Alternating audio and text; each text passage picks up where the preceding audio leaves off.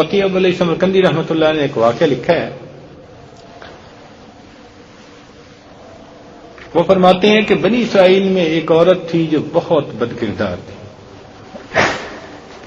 اللہ تعالیٰ نے اسے حسن اور خوبصورتی بھی بے انتہا دی تھی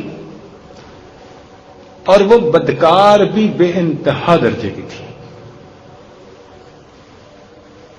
پوری بستی کے برے لوگوں کے تعلقات تھے اس کے، اور اتنی مالدار بن گئی تھی کہ اس نے اپنے لیے بڑا محل بنوا لیا اور ایک تخت بنوایا، اور وہ بن سنور کر ملکہ کی طرح تخت پہ بیٹھتی تھی.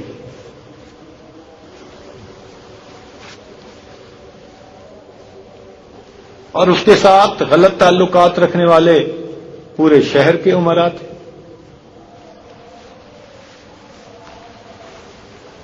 اس کی زندگی ایسی گزر رہی تھی.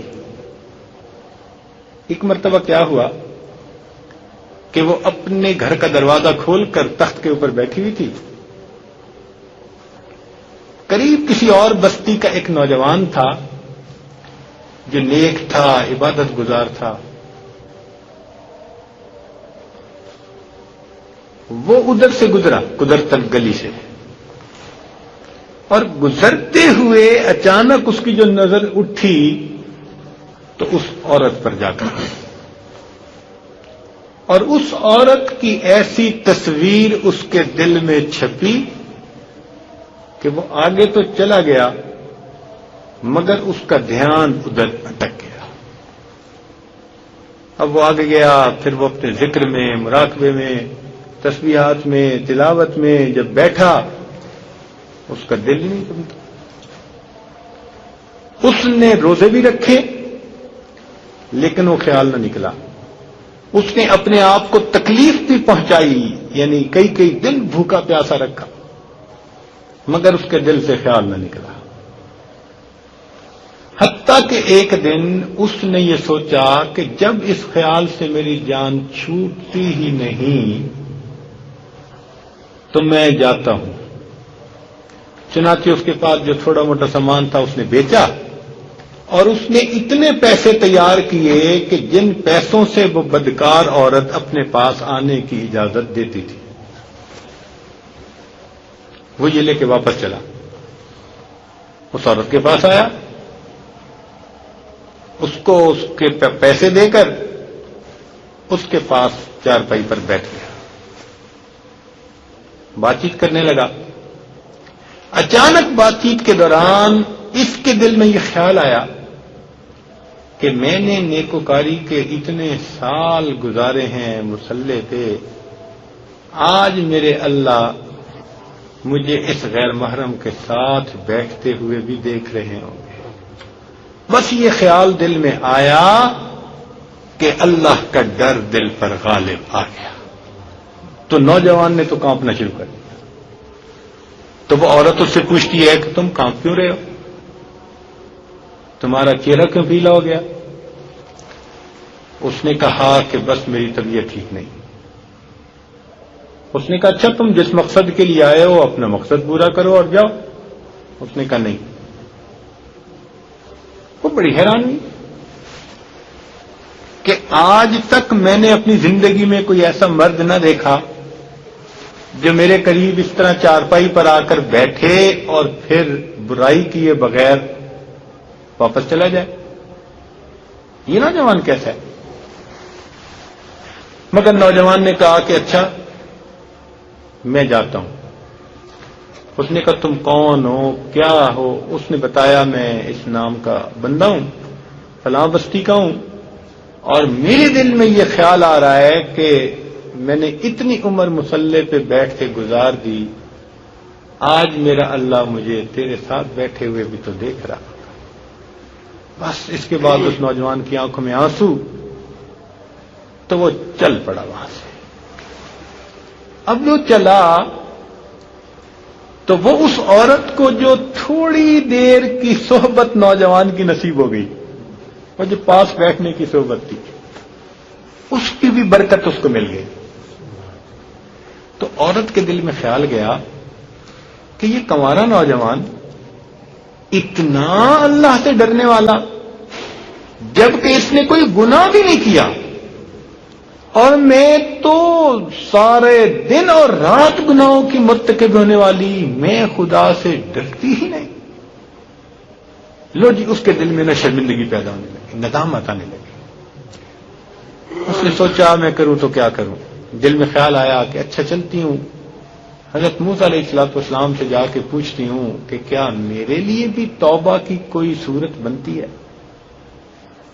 لو جی، وہ نکل کھڑی ہوئی اپنے گھر سے۔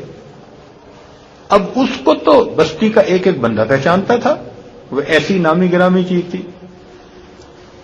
وہ چلی اور جا کر اس نے حضرت موسیٰ علیہ السلام کو جو دیکھا تو وہ بنی اسرائیل کے لوگوں کو اس وقت نصیحت فرما رہے تھے۔ تو اس نے کسی آدمی کو پیغام بھیجا کہ حضرت موسیٰ علیہ السلام سے جا کے کہو کہ میں ان سے ملنا چاہتی ہوں۔ اب وہ جس کو پیغام دیا وہ کوئی بیوقوف تھا۔ کچھ پیغام پہنچانے والے بھی تو بیوقوف ہوتے ہیں نا، جن کو ڈھنگ ہی نہیں آتا پیغام پہنچانے کا۔ اس خدا کے بندے نے سیدھا جا کر ساری پبلک کے سامنے حضرت موسیٰ علیہ السلام، جی حضرت وہ آپ سے فلاں ملنے آئی ہے۔ حضرت موسیٰ علیہ السلام نے جو نام سنا تو آپ کو تو بڑا جلال آیا کہ لوگ کیا سوچتے ہوں گے کہ ایسی عورت ان سے ملنے آئی، ان کا کیا تعلق اس سے؟ تو حضرت موسیٰ علیہ السلام نے غصے میں کہہ دیا کہ اس سے کو چلی جائے، میں اس سے نہیں ملنا چاہتا۔ وہ بیوقوف جو تھا میرے جیسا، اس نے آ کے کہا جی میں نے بات کہی تھی تو حضرت موسیٰ علیہ السلام تو بڑے ناراض ہوئے ہیں اور وہ تو بڑے خفا ہیں تجھ سے۔ لو جی، وہ ڈر گئی۔ اس نے کہا کہ میرے بدکاریاں ایسی کہ اللہ مجھ سے پہلے ناراض تھا اور اب اللہ کا نبی بھی مجھ سے بات نہیں کرنا چاہتا، میرے لیے تو اب دنیا میں کوئی ٹھکانہ نہیں۔ بڑے اداس بوجھل قدموں کے ساتھ وہ وہاں سے واپس آئی۔ اب اسے سمجھ میں نہیں آتی تھی کہ وہ کیا کرے۔ اب وہ حیران تھی کہ اللہ کے نبی نے بھی میرے ساتھ بات کرنی گوارا نہ کی، میں اتنی بھی تو گری ہوئی چیز ہوں نا کہ وہ بات کرنا بھی نہیں چاہتے میرے ساتھ۔ چنانچہ وہ گھر آئی اور اس نے گھر کی کنڈی لگائی۔ کسی اپنے بڑے سے اس نے سنا ہوا تھا کہ جب بندہ اپنے رب کو منانا چاہے تو اس کو چاہیے کہ اس کے سامنے سجدہ کرے۔ چنانچہ اور تو اسے کوئی طریقہ آتا نہیں تھا، گھر کی کنڈی لگا کے ایک جگہ پر اس نے اللہ کے سامنے سجدہ کیا۔ دل سے یہ کہہ رہی ہوگی میں تیرے سامنے جھک رہی ہوں خدا، میرا کوئی نہیں اللہ تیرے سوا۔ اسے پوری دنیا میں کوئی اور نجات کا راستہ نظر نہیں آتا تھا۔ ہر مرد اس کو ہرس کی نگاہوں والا نظر آتا تھا۔ حضرت موسیٰ علیہ السلام کے پاس وہ جانا چاہتی تھی توبہ کا طریقہ سیکھنے کے لیے تو انہوں نے ڈانٹ دلا، اور ادھر اس کا یہ حال کہ یہ دعائیں مانگ رہی ہے، رو رہی ہے۔ اب روتے روتے اس نے یہ نیت کر لی کہ میں آج کے بعد بدکاری نہیں کروں۔ بس اس نے جیسے یہ نیت کی، اسی کیفیت میں دروازہ کھٹکھٹایا گیا۔ یہ گھبرا گئی کہ بھئی پتہ نہیں دروازے پہ کون آ گیا۔ اس کا خیال گیا کہ آنے والے آتے تھے میرے پاس، آج پھر کوئی آ گیا ہوگا۔ اب یہ چاہتی تھی کہ میں دروازہ نہ کھولوں، مگر دروازہ پھر کھٹکھٹایا جا رہا تھا، پھر کھٹکھٹایا جا رہا تھا۔ اب یہ ڈر رہی تھی کہ اگر میں نے دروازہ کھول دیا اور وہ کوئی بدکار بندہ ہوا تو وہ تو زبردستی مجھے بدکاری پہ مجبور کر دے گا۔ اب یہ اللہ سے اور رو رہی ہے، اللہ میں دروازہ نہیں کھولنا چاہتی، اور جتنا یہ رو کے معافیا مانگتی ہے کہ یہ آنے والا چلا جائے، اتنا دروازہ اور کھٹکھٹایا جا رہا ہے۔ پریشان ہو کے بالآخر اس نے دروازہ کھولا تو کیا دیکھتی ہے کہ دروازے پہ حضرت موسیٰ علیہ السلام حیران رہ گئی، حضرت آپ یہاں کیسے؟ فرمایا کہ میں نے خطبہ دے رہا تھا، تمہارا پیغام کسی نے بھیجا تو مجھے برا لگا کہ لوگ کیا سمجھیں گے کہ تم مجھ سے ملنے آئی ہو۔ میں نے انکار کر دیا۔ جب میں نے اپنی نصیحت کو پورا کر لیا تو اللہ تعالیٰ کی طرف سے مجھے وحی آئی، پیغام آیا کہ میرے پیارے پیغمبر اسلام، میری ایک بندی مجھ سے ملنے کا راستہ پوچھنے آئی تھی، میرے پاس آنے کا طریقہ پوچھنے آئی تھی، میرے پاس آنا چاہتی تھی، اور میرے پیغمبر اسلام آپ نے تو اس کو جھڑک ہی دیا۔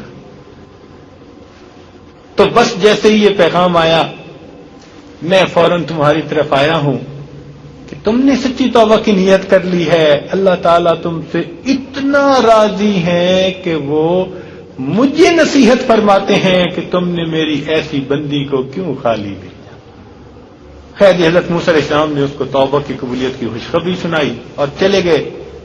وہ عورت تو بڑا روئی، یا اللہ، اتنی گناہگار اور اتنی خطا کار، اور تو اتنا قدردان کہ جس دروازے پہ بدکار آیا کرتے تھے، آج میں نے نیکی کی نیت کی، اللہ میرے دروازے پہ وقت کے پرہیزگار آ رہے، پیغمبر آ رہے ہیں میرے دروازے پہ چلے۔ اے مولا، تیری شان کتنی بڑی ہے۔ پکی نیت اس نے کر لی کہ میں اب آج کے بعد بدکاری نہیں کروں گی۔ خیر اللہ تعالیٰ کی شان دیکھیں، اس نے رات گزاری۔ اگلے دن اس کے دل میں خیال آیا کہ میں عورت زاد ہوں، اکیلے مکان میں رہتی ہوں، ایک میری خادمہ ہے ساری، تو میں اگر نیت کر بھی لوں تو جتنے لوگوں نے میرے ساتھ بدکاریاں کی وہ تو مجھے اس پہ نہیں رہنے دیں گے، تو بہتر یہ ہے کہ میں اس جگہ کو چھوڑ کے چلی جاؤں۔ لو جی، اس نے فیصلہ کر لیا کہ میں یہاں سے چلی جاتی۔ اس نے اپنے آپ کو ایک سادہ سے کپڑے میں، چادر میں لپیٹا کہ کوئی میرے کپڑوں کو اور میرے حسن و جمال کو نہ دیکھے کہ یہ کون جا رہی ہے، اور کپڑا اوپر کر کے نہ وہ اپنے گھر سے نکل پڑی۔ پھر اس نے سوچا عورت زاد ہوں، کہاں جاؤں؟